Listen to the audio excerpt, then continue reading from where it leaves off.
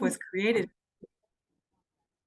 2016 and was set up with a six-year time horizon, what we now call our phase one. We were reauthorized for a second phase, but we thought it was important to take stock of our first phase, and that's what this review is all about. We invited a team from ISET International to review the portfolio, including, well, they'll tell you how they did it, actually. But we wanted to see, the impact of our work, what we had funded, how well it had gone, what it had achieved.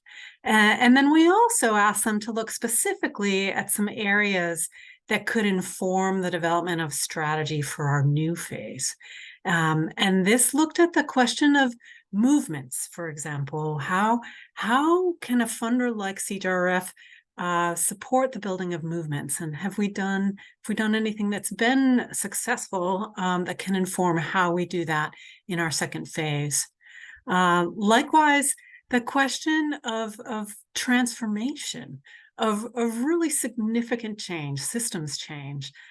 This is something we've begun to grapple with over the last couple of years, and we wanted to really understand in more depth what that's looked like in our own portfolio. What kinds of systems are we impacting, and what can we do better to really deepen our impact and the way that we're able to address climate injustice.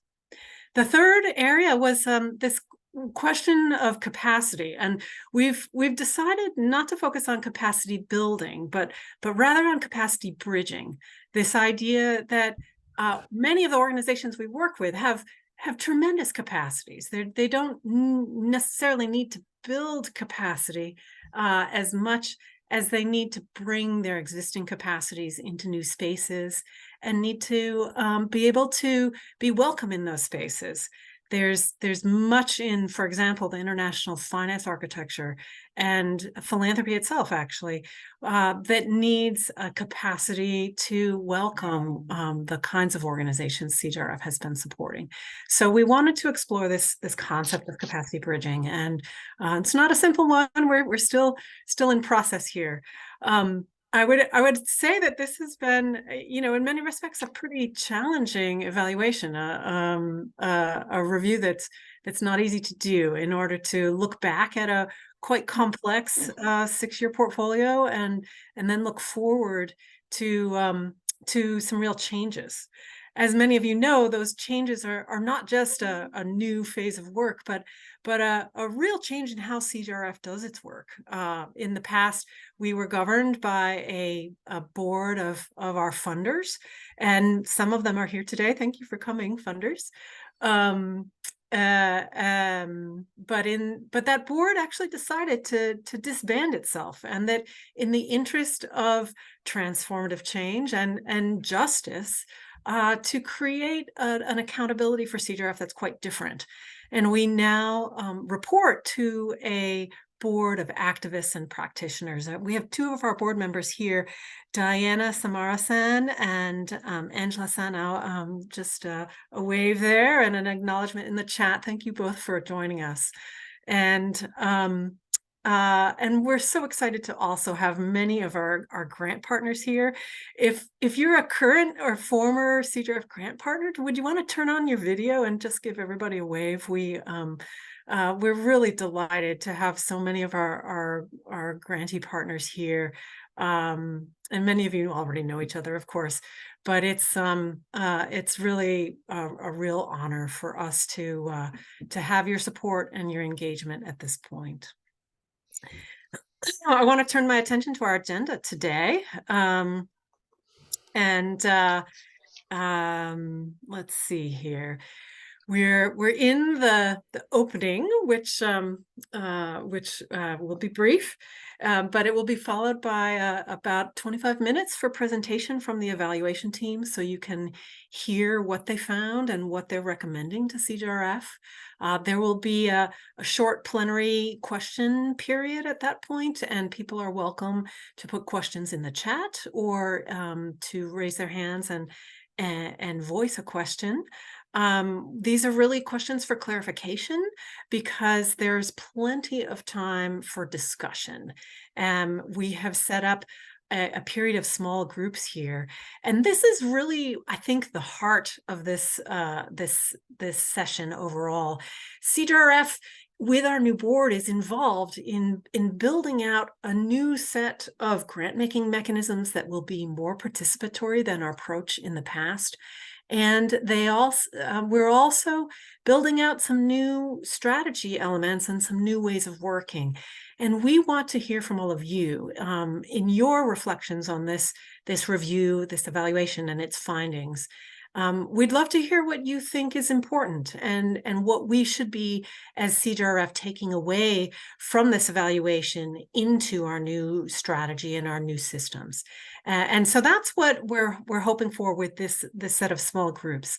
There's a couple of questions we'll ask you to grapple with, and we've assigned note takers for each of the small groups with a Google Doc, and there's a Miro board. Our team will take you through that at the time. But we will come back into plenary. There will be a chance for people to share final takeaways and to reflect a little bit. We as staff will reflect a little bit on next steps. So I want to thank you again for all being here, for sharing your time with us, for being curious about this evaluation. And with that, I'll hand off to Kanmani for the presentation. Hi, everyone. It's really, really nice to be here. Before we jump into the presentation, we just wanted to do some really quick introductions so that you all know who the evaluation team is. I'm Ganmani Venkateshwaran. I'm a member of the evaluation team. I'm a senior research associate at ISET International. We're an action research organization based in Colorado in the US. So thanks for having us. On to Chris. Hi, everyone. I'm Chris Allen, team leader of this operation and collaborating with ISET on this one. I was also involved with the midterm review a couple of years back, so it was a pleasure to come back and see good people doing good work again. Should I push us on, Kamini? How about Violet? Okay, hello everyone. I'm Violet Matiu. I'm a Kenyan based in Kenya. I'm an independent consultant, but I'm also a practitioner with our community-based organization within Kenya. Thank you. I pass it on to Sharmin. Hi everyone. My name is Sharmin Nilomi. I'm based in Bangladesh and I especially looked into the portfolios of Bay of Bengal for this evaluation. So it's nice meeting you, although virtually. It's a pleasure. Thank you. All right, Violet, take it away. Oh, one more. Sorry, January, our consultant for the Arctic region was unable to be here, just because of the time difference. But anyway, so Violet, on to you. Okay, so thank you. So I'll give a brief overview. So as Heather has already said, this is looking at a portfolio review for the last 6 years since CJRF was started in 2016 in what is their phase 1. And CJRF's approach was the climate justice approach. So during this period, they funded about 40 grantees with about 25 million US dollars, which was from different funding agencies like the Oak Foundation, Kendeda Fund, Boch Foundation. And then the focus areas there were global grantees working more at the global level. Then also the other region is the Bay of Bengal and the Arctic and East Africa. So we looked at different grantees. We talked to about 36. We did about 36 different interviews from a range of the grantees, board members, other people who know about CJRF, who also contributed to this portfolio review. And like Heather said, this portfolio review was slightly different because it focused on high-level review strategic questions. And these questions, which we'll talk more about during this presentation, were on issues of transformation and systems change, movement building, capacity bridging, and the pros and the cons of the selected focal areas, and then the types of organizations in the portfolio. And we also looked at the CJRF's learning program, which we'll talk more on. Next slide, please. So right from the outset, we'd like to point out that we found that CJRF had made notable progress on transformation and systems change, on movement building and capacity bridging around climate justice. And also, CJRF is recognized in the philanthropy world as a thought leader and also as an example of how to do climate justice funding. So when you look at the funding, the findings, when we look at the transformation and systems change aspects, we found there was significant policy and practice changes at the local, regional, national, and international levels. So at the local level, there were examples of how sub-national governments had made, changes to their policies, which then had a direct effect on the communities at the regional, the national, and also at the international level. There were lots of examples. So you can see there was about practice change was higher than policy change. And there was opportunities to carry systems change even further, especially scaling up or leveraging local level outcomes for broader impact. Next, please. So when you look at the transformation and systems change, it provided marginalized communities with access to decision making. Because, like, for example, the legal empowerment program of natural justice got communities to understand what are their rights under the existing laws and who can they approach. That in itself, with just that access to decision making. Then access to financial resources, then access to critical infrastructure services. For example, there were issues where even like blocked canals, which meant that communities, canals that had been taken up by certain elites, blocking that access to water and those kinds of infrastructure services of those canals. So those were restored. Then there was also access to ecosystem services. For example, there were some examples of blocked rivers that were then, because of the support from natural justice and the local partners, they were able to get access to ecosystem services from the rivers. And then there was also the guaranteeing of rights, especially land rights. Next, please. So when we look at some of the specific examples, at the international level, TEBA, with both ends, and the Center for International Environmental Law, they were able to actually influence the Green Climate Fund to adopt indigenous policies, people's policies, which were more responsive to the needs and aspirations of indigenous people. The next, please. So also we talked extensively also to impact in Kenya, and was able to equip. It's an indigenous NGO operating in Kenya, and Impact was able to equip local communities to understand and defend their rights under the Community Land Act of 2016, and it enabled communities to secure full title for at least 16 communities. They were able to get full title to their community land under this new law. And partners with local communities participate in culturally appropriate and events like the Camel Caravan, which promote environmental protection, management, and also cohesion within the community. With regards to movement building, the support that CJRF gave to its partners resulted in more resources being mobilized, such that some of the partners now have much more resources over and above what they even got from CJRF. So they were able to mobilize those resources and use those resources to support their networks, which then they used to push for certain policy changes and practice changes. Then it's the development of that movement infrastructure, like convening these networks, building leadership among the youth and indigenous people, like in the areas in the Arctic, and land rights organizations and networks in Kenya, like the Paran Alliance, which is convened by Impact.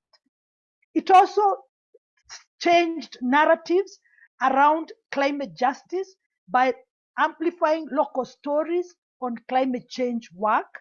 Movement building supported different local movements, which later became even national and international. For example, natural justice supported the decolonize movement, which is against the growing use of coal, and that has grown into even an international movement as we speak.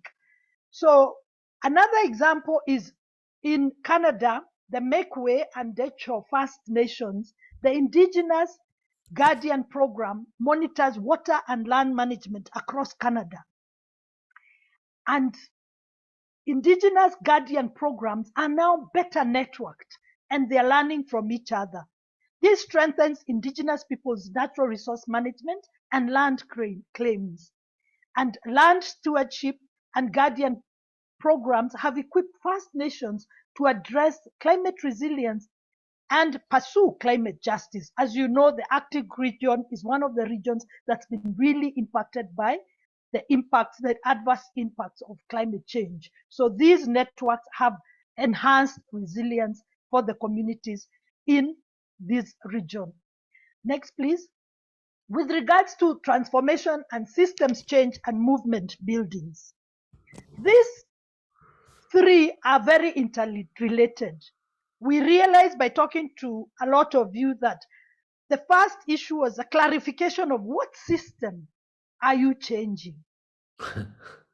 And then there was the issue of that system that you're talking about, that the different partners are, like, let's say, for example, patriarchy. How does it manifest itself at the very local, to the national, to the international, to the global level?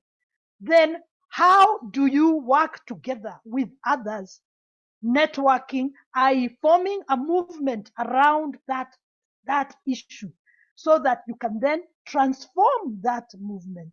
And then how do you monitor that you are actually transforming the system? You may be, unbeknownst to you, may be actually entrenching certain systems if you don't question and see how exactly are you transforming that system. So the fund, we feel CJRF should fund a more cohesive portfolio centered around a specific set of systems issues.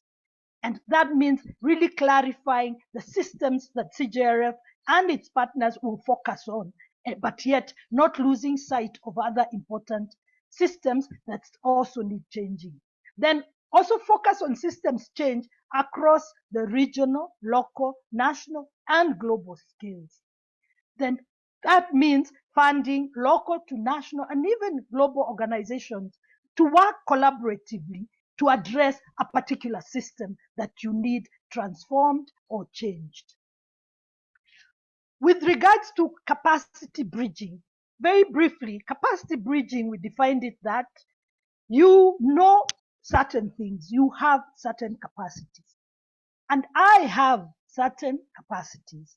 How do we bridge the gap that makes us not talk to each other so that you can learn from me and I can learn from you, and together we can also learn new things together? So capacity bridging respects different knowledges, different experiences. So the major area of progress include facilitating entry of grant partners into new spaces of funding and decision making. For example, the CBA, locally led adaptation, community-based adaptation program, brought people from different countries to come and attend the COPs. the international. So they were able to see these processes that they had no clue how they occur, because many of them were from the local level. So it also generated opportunities to have real influence over important decisions. And then adapting spaces to make them more accessible to Southern organizations, but also bringing Northern organizations into contact with Southern organizations for a mutual exchange of knowledge and information. So and the CJRF has simplified its own system, and it's currently creating a new board in response to some of these issues that have been highlighted during the portfolio review and even in the previous midterm review. With regards to capacity bridging recommendation, we feel the portfolio review feels that you need to create ways to work with CJRF staff in languages other than English, and because that opens up so much space for so many other partners to come in and join the movement, because the movement does not respect any language and it cuts across regions. Then continue to open up CJRF to majority governance, a governance that is much more diverse and much more inclusive. With regards to the focal geographies, we know that the focal geographies were arrived at sort of also almost like by accident, but they now are a reality. We felt that the current regions, they are excellent choices to promote climate justice, but that doesn't mean that there are no other regions that have similar challenges, or even maybe in some cases even more severe challenges. But having a geographical focus helped in understanding the local context and the relative ease of creating a strategic portfolio of grants. And then the focus made it difficult to fund movements and promote systems change that span national boundaries. Already, even within the regions, there is a lot of diversity even within, like East Africa, Kenya, Uganda, Tanzania. So the regions themselves had challenges bringing in, like for the East Africa region, the focus has mainly been on the Kenyan grantees and Kenyan issues. So there needs to even be a deepening of work within the existing regions. Next, please. So when it comes to CJRF partners, in Bangladesh, some examples was when they extended the irrigation canals so that poor subsistence farmers could get access to fresh water.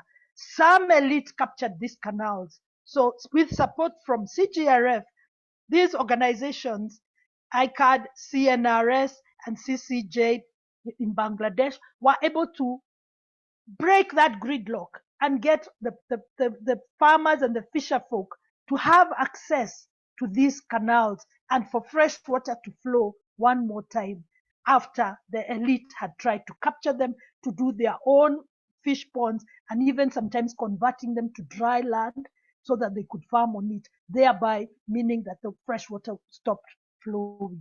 So it's important to always do an assessment to see what the program is supporting and how it's actually playing out on the ground, because sometimes access to water is meaningless without the right to use that water.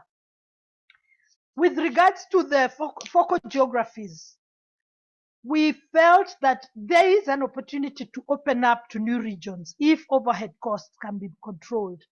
The highest priority would then be to expand to the Pacific, then the Caribbean if possible, because of the challenges with the climate change issues in those regions.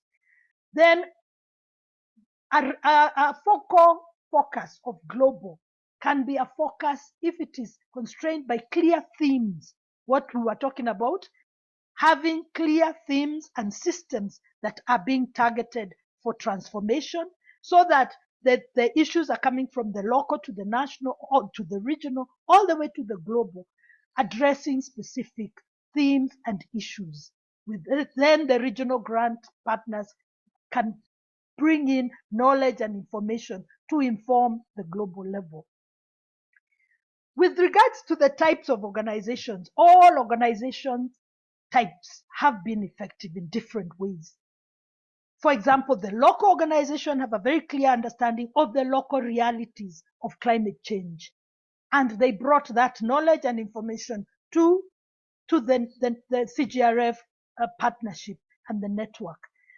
And the most effective grant making was to organizations or combinations of organizations that worked from the grassroots to the national to the international level. And we know it's not always easy to do this, but that's the most effective examples of transformation and movement building that was achieved when there was a collaboration across the levels. With regards to the recommendations for the types of organization, one clear recommendation that we came up with from the portfolio review, the need to more intentionally fund youth, women, or indigenous-led organizations. Also because these are the organizations that currently find it very challenging to get resourced. Yet they are the ones dealing with at the forefront of the issues of climate injustices and actually the climate change adverse effects. So, but then also continue to fund partners able to connect between the grassroots and national and global levels. So we cannot belabor that point that just funding local organization may not be enough because sometimes their issues are not being addressed at a higher level, so they continue to adversely affect the communities with few options for how they can address the issues. With regards to the CJRF learning program, we did a survey, which was sent an online survey, and that online survey, 87% of the survey respondents said that the learning events increased their understanding of climate change and how to promote it. So the learning program was well received by the different partners who participated in the different events. Look at the report. It gives very clear breakdown of the events that the different respondents found most useful. And it was actually a very fascinating, the findings were very fascinating. So with regards to the recommendations from the learning program, one recommendation was focus on specific topics rather than, the way different organizations approach their programmatic approaches. Instead, focus on different themes and look at the ways different organizations are addressing a particular theme, because that can enhance learning across the portfolio. Then promote more widely for a bigger audiences, like the webinars. They are very educational, but when you go to the YouTube channels, you see there are very few people who have liked. It has not been promoted to a bigger audience, yet it could inform researchers, it could inform people who are even students, it could inform other people working on climate justice issues. So it's good to promote it to a bigger audience. So those are some of just a very quick overview of the some of the issues we discussed with the different partners, but it points to the fact that CJRF has done good work in the last 6 years, and now would be a good time to start consolidating that work by being more strategic and by working now with the partners who have been supported, who are more than 40, not just as grantees now, but as partners now to take these issues to the next level. Thank you very much. Thank you, Violet. And I realize that was an absolute fire hose of information. And so we will be doing a Q&A session very shortly. But before we do that, I just wanted to walk you through a quick whiteboard activity. Let me just pull it up. Chris, if you can share the Miro link.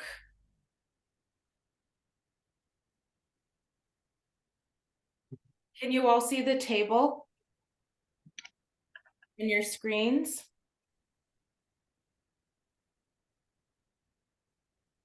Assuming you can. So jump on the link, and this is basically a quick whiteboard activity that you can do during this Q&A session. The activity is titled Identifying Important Recommendations. And so the purpose of this activity is just to get you to prioritize recommendations based on what Violet just presented. This is kind of your initial reaction of which recommendations you think are important, which do you think are less important or that you disagree with. And to show us this, you can use these emoji icons that we have included over here, and you can just place them alongside the relevant recommendation in the recommendations table over here. You can either copy and paste the emojis by just going Control-C and Control-V, and you can kind of move it, or you can also I've put a bunch of emojis kind of in the sidebar for you that you can just drag and drop alongside the recommendation that you're responding to. You don't have to respond to every single recommendation, just the ones you feel most strongly about. And you may also add comments or additional recommendations that we may not have covered using this purple sticky. You can type in a sticky by double clicking on it, and then you can just type into it, and it will auto adjust the font size as well, and you can move it wherever on the board.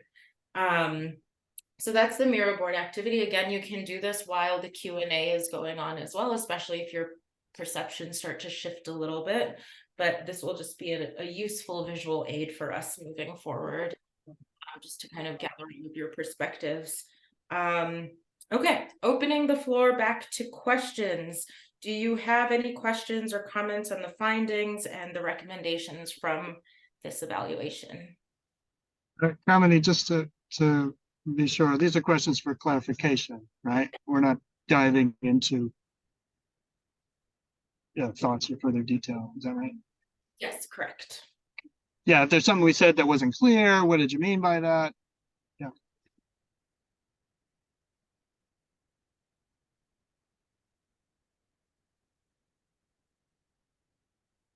If you do have a question, just raise your hand and we will call on you.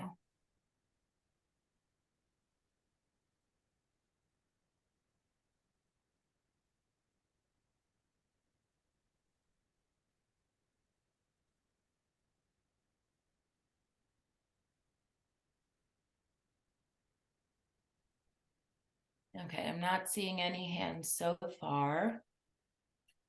Chris, were there any questions that popped up in the chat box that would be worth? I haven't seen any yet, but please feel free. Sorry, Kanamani, can I go? Yes, please. Sorry, go ahead. I'm using a phone, so I can't find the tabs. So I wanted to explore a little bit about the the question about other opportunities that could be there if you had a chance to look into that. Other opportunities that could be there in terms of a climate gas resilience fund, leveraging their efforts to those emerging opportunities, other than really just expanding to go global. Has there been, I'm sorry, I came in late. Has there been any opportunity to explore into other leveraging opportunities that could be there in terms of,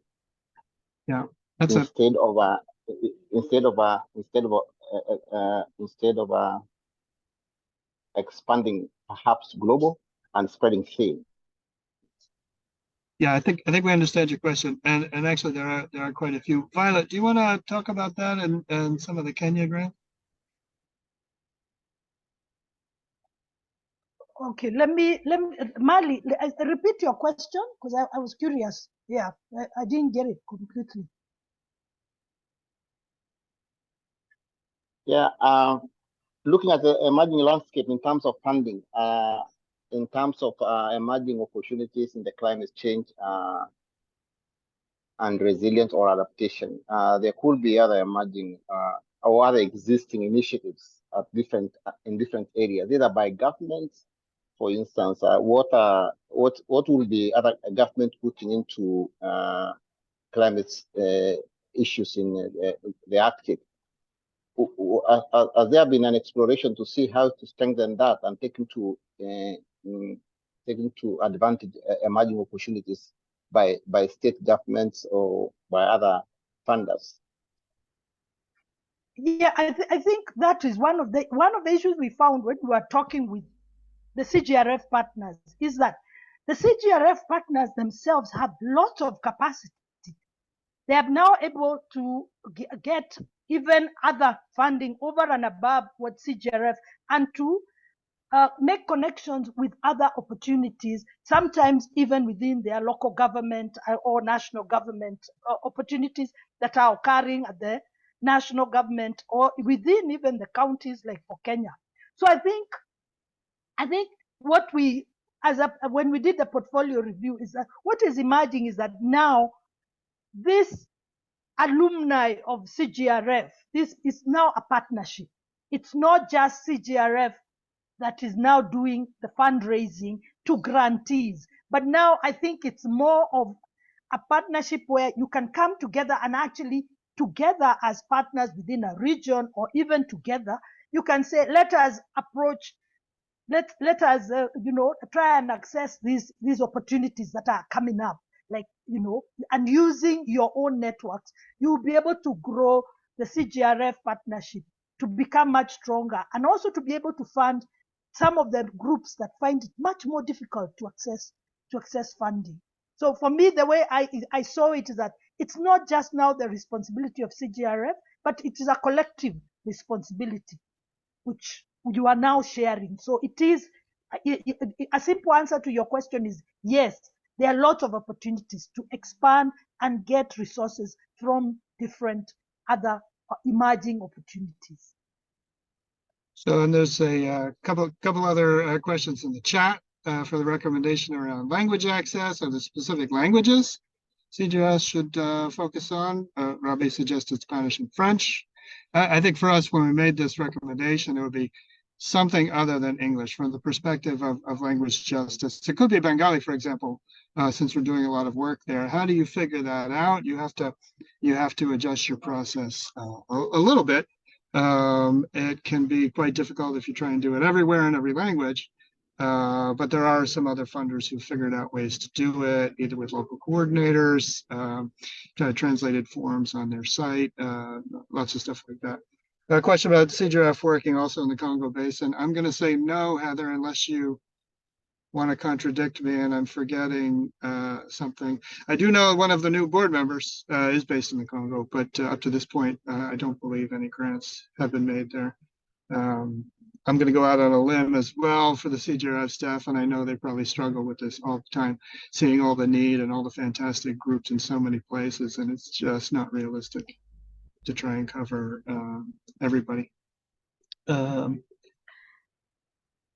Let's say, yeah. The issue about the journey, CJRF's journey to diversifying the board and moving to this model of participatory grant making, there were lots of opinions about it from the people we interviewed.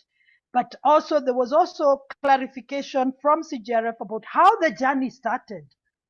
So I think it's an ongoing conversation, but the main thrust behind it was the idea that CJRF needed to put its money where its mouth was. If you say you want to empower like the Global South organizations and bring voices of more marginalized groups, then it became obvious that the governance needs to change to bring up these voices, to bring them more into the decision-making space.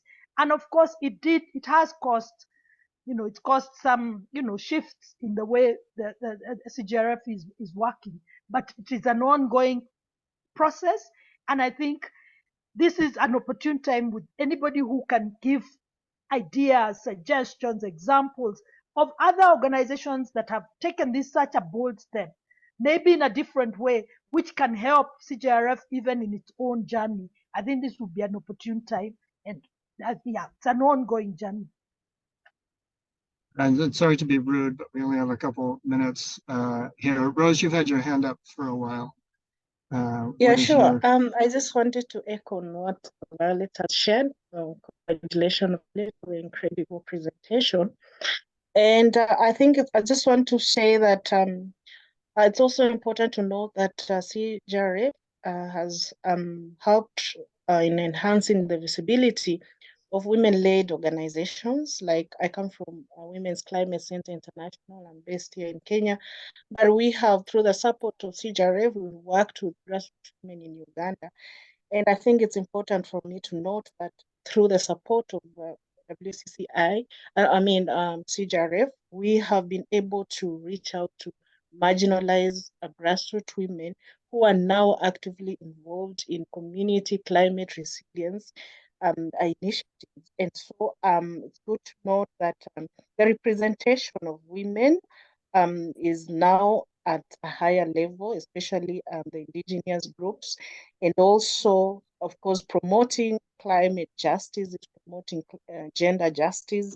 And so CJRF, through their support, have been able to enable even grassroots women being able to participate in international gatherings like COP. And I think the issue of women has not come out because really women-led organizations have benefited a lot from the support of CJRF. But otherwise, I'm grateful for what you guys are doing, and even being able to make us be able to learn what CJRF has been able to do the last 6 years. Otherwise, thank you very much. We've got some other questions in the chat. Thank you, Rose. That's fantastic. Have we found anything during the evaluation, specific areas of CJRF need to be improved? I think we were trying to summarize that in the presentation. I would refer you to the report itself. There's far more detail, far easier to understand what we've seen there than we can do in a slide with 12 words.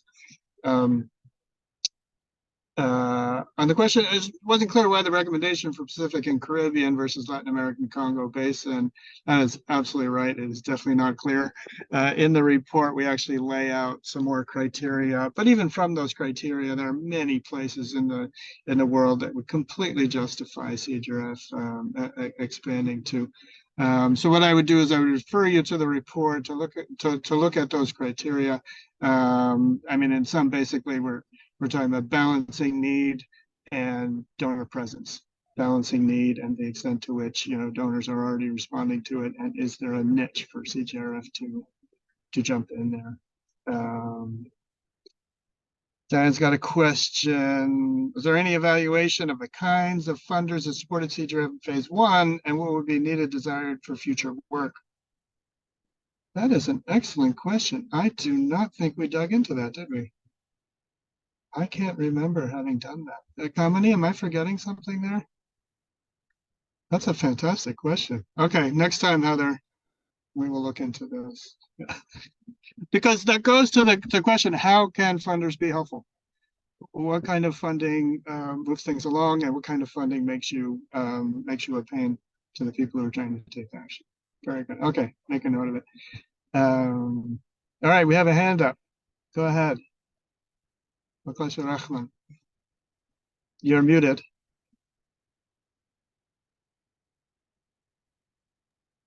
Yeah, thanks. Good morning or good evening. This is Mokles Suraman from Bangladesh. We are partner of CJRF and working in the coastal area where water is a big problem, access to water and saline water, no water in the dry season. I think it's nice that our work with the presentations covered our works nicely, but I think it's also created opportunities or a scope for women to come out of the house, and they are involved in farming in the crop field, which is not very common in Bangladesh, using the water that we restored a canal and created water provisions, storing the rainwater. And also women's mobility to local government officials and also at the sub-district level at different advocacy programs, advocacy events, and also convincing the local actors and administration in favor of supporting the communities in terms of building resilience and adapting to the climate change impacts. I think these are important elements that farmer to farmer contacts, and then women coming out of the homes and then doing work outside, making contacts with in different groups. They're in the committees, local level committees. So these are important kind of byproducts, I should say. I mean, so this is, and this project, our small project, actually attracted donors because World Bank paid a visit there and they are very convinced to develop this sort of programs in future in a larger amount. And Sweden embassy people went there and they actually provided a support to us, not implementation, but they said, well, you get 1 year long funding to develop baseline, generate more information, analyze the problems, and then come up with a kind of a longer term program. So I think it has larger impacts from these small dots. The other important thing that I would like to highlight that the works we have been doing, with CJRF money, actually creating examples, generating results. But difficulty is that, I mean, less scope for mainstreaming and integrating in the government development policies or adaptation policies. Here, how could we make the bridge from our, evidence-based work to and then incorporate those in the national level policy and programs, particularly NAPs. So that's where I think we need to pay focus, and maybe CJRF also need to have some sort of engagement with the national level government officials or institutions. Yeah, that's so far. Thank you. All right, thanks very much, Mokles. Are there other questions for clarification? We have lots of time to dive into the substance when we get into our smaller groups, so you don't have to talk to 49 other people. Questions for clarification?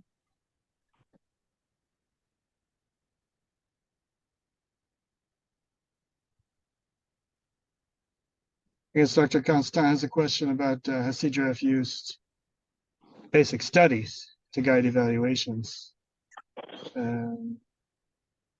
I'm assuming you mean evaluations of programs themselves as opposed to CJRF programs. Heather, what would you say to that? You've done all kinds of things for getting things ready and for learning. Yes, thanks for the question.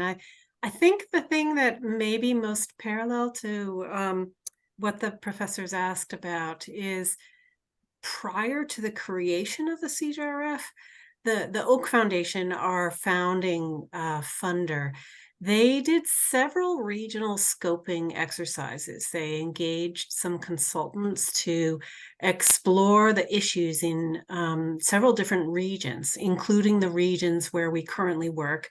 But I believe at least one additional region, which is in Southeast Asia.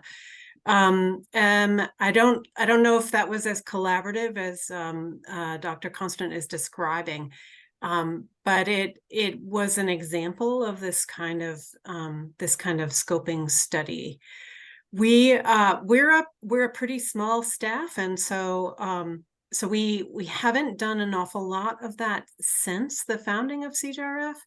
We also have been committed, through our first phase to sticking with our strategic framework. We haven't, we didn't during the first 6 years do a lot of revisions or make a lot of expansion, but we are at a moment where I think this kind of geographic exploration may be appropriate, and we might discuss that with our board members. So thanks for that offer on that question.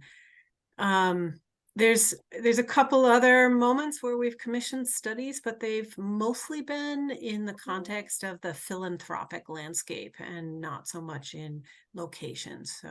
So I think that's the only other kind of commissioning we've done. I'll pick up one additional thread there, Heather, if you don't mind. So the idea that coalitions can support a process of understanding what to do, that echoes some of the language that we used in the program. With the experience of the last 6 or 7 years, there are some super solid partners that CJRF has. Is this something that can happen in the next phase? Can these people get together, perhaps facilitated, perhaps on their own, and saying, what are the systems that are oppressing us? Where are the levels for systems change based on the experience that people have? They don't have to do it together. Doesn't have to be collective, but this collective analysis could be super interesting. Yeah. So, Kamini, should we move on to the groups and so people can really dig into this stuff? Yes, absolutely. Okay, so we're going to move on to our breakout group activity. The discussions from this activity will, next one. The discussions from this activity will help us refine our understanding of the review findings and recommendations, and for CJRF to understand your perspectives. We have 2 questions for you today. The first question is, which finding struck you as most important? And the second question is, what would be your top 2 recommendations for CJRF in the future? So the Miro board link you used earlier has tables with a list of the recommendations, which you've seen. It did have a list, a reference table with the list of the key findings, but I think someone deleted it by mistake during the activity. So I will try and restore it while we start the breakout group activity. But these tables will be a useful reference just so you know you can be reminded what the findings and the recommendations were. Spend about 20 to 22 minutes on each question. Don't get stuck on the first question and shortchange the second question. And start your discussion by introducing yourselves and what stakeholder group you are from, and make sure that you hear from everyone in your group. Hillary will let you know when it's time to move on to the next question. And she will also provide a warning when it's time to wrap up the discussion. We'll come back into plenary, during which Heather will facilitate final reflections and a discussion on key findings, recommendations, and ways forward. So Hillary has split you into groups that have a mix of grant partners, funders, and external stakeholders. Each group will also have a designated note taker from the evaluation team or from CJRF staff. Keep in mind the note takers are just there for taking notes. They are not facilitating the discussion, so you will need to self-facilitate the discussion within your groups. Note takers, Chris will add a link into the chat box to the shared Google Doc where you will be taking notes, and find the page where you have been identified as a note taker. Hillary, you can go ahead and launch the groups.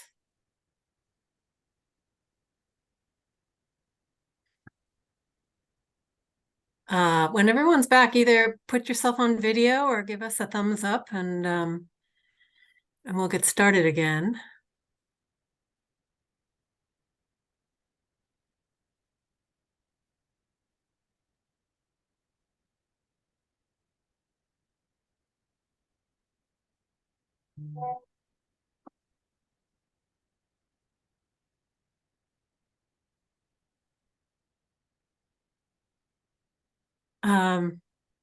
Well, it looks like we're kind of about half back in. Thank you, everybody, for sticking with us and joining these breakout groups.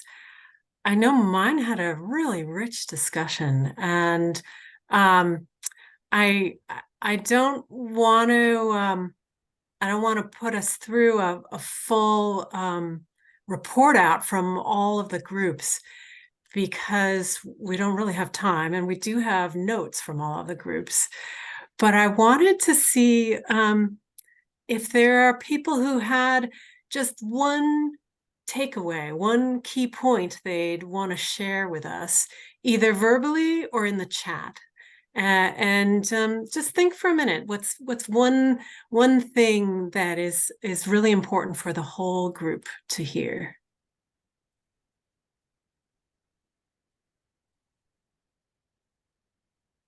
Yeah, maybe I could go first, Ida. I think from our group, what was coming out clearly is that there is need for a locally focused climate action moving into the future, but this need to be linked to the ongoing processes, particularly policy influence at different levels, from local, national, regional, and even global. I think that's what was like a convergence from our discussion. Thanks. Thank you. Go ahead, Olakanga. Yeah, thank you so much. I've just been thinking through and since the pandemic and what on all the impact it has had on people, well, workspaces, and I was thinking that if it will be very strategic if we integrate safeguarding or mental wellness or well-being of the staff and teams into the interventions. So safeguarding in terms of ensuring that our own teams on the field are taken care of, in terms of enabling them to time to rewind and rethink, or even considering what kind of safeguarding policy we have within our own organizations in terms of rights of staff, rights of women, but also ensuring that we are also not just focused on projects, but we are focusing on building strong organizations that are resilient, to be able to focus more on resilience processes and interventions. Thank you.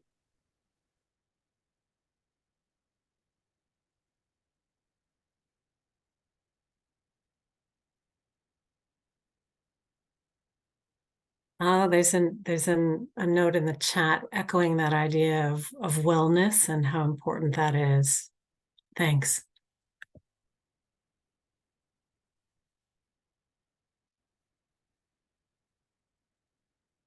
Diana, would you as a board member be willing to speak about a takeaway that you've heard? Sure. Hi, everyone. This is Diana Samarison. Thank you, Heather, and thanks everybody and my group as well for the very rich discussion. There were a number of important takeaways and feelings about both the findings and the recommendations, but I'll pick up on one that we have already been discussing at the board level, and that is the importance of recognizing that a justice approach requires also an understanding of intersectionality, and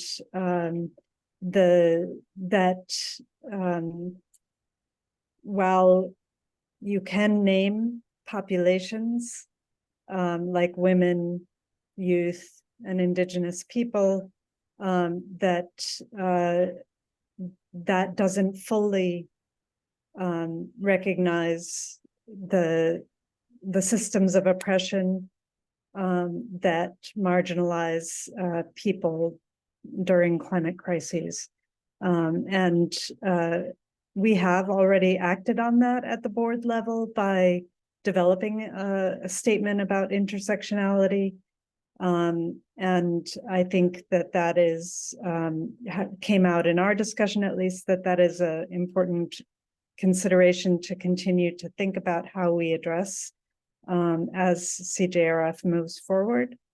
The other, another piece that we talked about that also has to do with kind of siloed approaches is the findings around geography, that while it is really critical to ensure that CJRF has the knowledge and can go deep in certain geographies, it is also important not to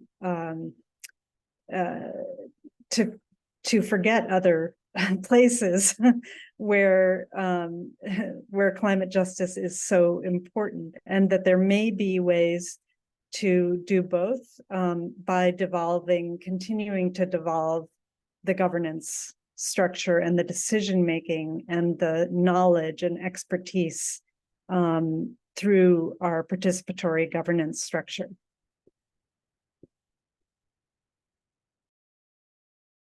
Thanks very much, Diana. Angela, our other board member, Angela, are you still with us? Are you able to make a few remarks too? Yes, I'm still here. So I'd like to maybe thank everyone who took part with this, and really read the whole report, but I particularly like the focus on system change, how that happens. Will be up to the CJRF partners, the CJRF board, and everybody who CJRF cares and value their opinion. And I think with time, you'll see more of this. It's not just about the board to make this decision. And that's why I also encourage each and everyone to read the report and take time, because all the feedback in one way or another will be incorporated in all that we do. But with that, those very few remarks, thank you so much, everyone. Thanks very much. I saw there was another hand up. I'm not sure who that was. Was that Abdul? Yes, it was me. Hi, Heather. Yeah, thanks so much. For me, I think that in the conversation that we had together with the team members, I think what came out was the fact that as stakeholders, we've been able to engage a number of grassroots movements representing different segments of the society. And it comes in handy that such kind of movements are able to have a platform really to share the best practices, the lessons learned, because more often than not, you find that we work in different segments, and so it's good for us to have a platform where different stakeholders are able to share what is it that they're working on a periodic timeline, and from these we are able to also link whatever adaptation strategies and interventions that are being implemented at the grassroots level, and also be able to link it within the national and also legal confines of the frameworks where we are engaged in. Thank you. Thanks, Abdul.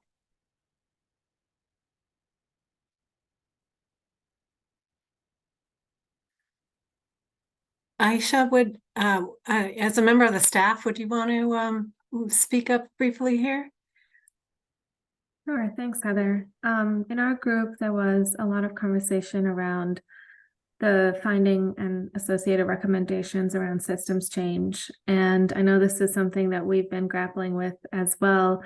But one of the things I'll highlight is just, despite there being a lot of support around this idea, there was conversation about how it would happen and making sure that CJRF can continue to do what it does really well, which is enable partners to bring their own work, to the fore and not have it be something determined or predetermined by CJRF or our funders. And so collaboratively, have our partners engage in that conversation around what system and systems, which parts of the system are we going to be trying to address, and what can partners bring to addressing that. And so just taking, if we move ahead with that systems approach, to do so in real collaboration and partnership with the fantastic suite of partners that we already have in regions. Thanks. Thanks.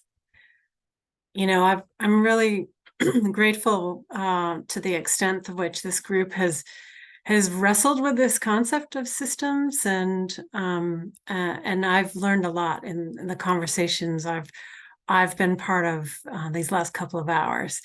There's a lot for us to think through here as CJRF.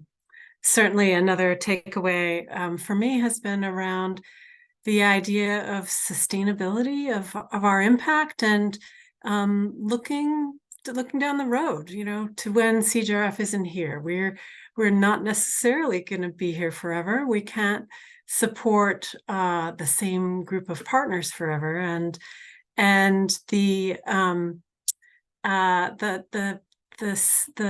measures we take to try to consolidate what we've learned within philanthropy, and to consolidate our partners' capacities and the movements that they support. This was one thing that came out of the group I was able to talk with today. So there's a lot of richness here, and a lot for us to chew on.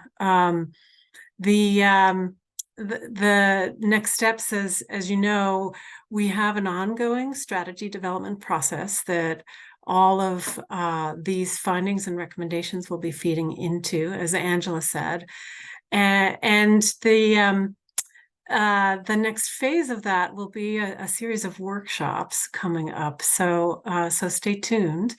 Some of those will be virtual, and some will be in person in the regions. It's going to be a fun and dynamic process, I think. The other thing to look for, of course, is the evaluation report itself. We're getting it up on our website, and we'll send it around with the notes and recording from this webinar afterwards. So you're welcome to sink your teeth into that and send us any further thoughts you might have. And I think the other thing to look for is what's classically called a management response to an evaluation. In our case, we'll have a blog responding to the evaluation once the board has had some additional time to talk it through, and that we're able to fold in some of the comments and ideas that have come from this session and from other conversations we've been able to have. So that's how we're moving forward with this. It's not simple stuff. Some of this is really tricky when you think about sustainability and changing systems and shifting power and bridging from capacities that are really different at the global level and at the local level. I'm really I have a lot of admiration for all of you, the work that you do, and your willingness to wrestle with all of these ideas and these issues. So thank you all again for joining us for a couple of hours. We're going to close off here, and I welcome everyone to turn on your microphones, turn on your videos, just put your voice in the room and say goodbye. And thank you all so very much. Bye-bye, everyone. Bye. Thank you. Thank you all. Thank you. Bye-bye. Bye-bye. Bye-bye. Bye-bye. Bye-bye. Bye bye everyone. Thank Bye. you. Bye. Wonderful. Bye-bye. All.